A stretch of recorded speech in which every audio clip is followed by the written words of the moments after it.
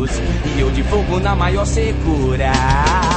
Eu resisti um ano inteiro, fiquei na minha, vendo você na primeira fila, de mini saia e sem calcinha.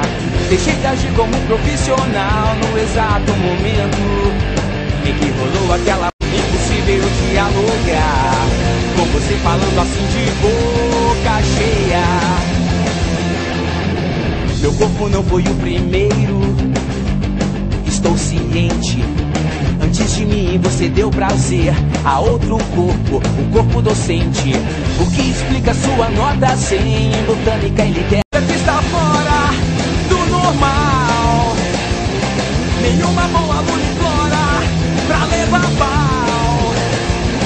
Te vendo assim de joelhos aos teus pés, ele me chateia. Impossível dialogar com você falando assim de boca cheia.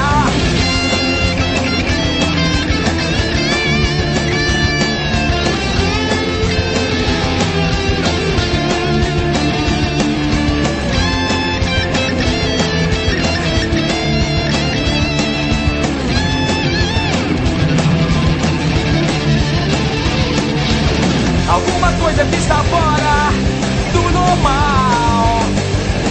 Nenhuma boa aluna implora pra levar pau. Maior que nós é a verdade que não quer se calar. O que eu te ensinei é muito bom, mas não é matéria de vestibular.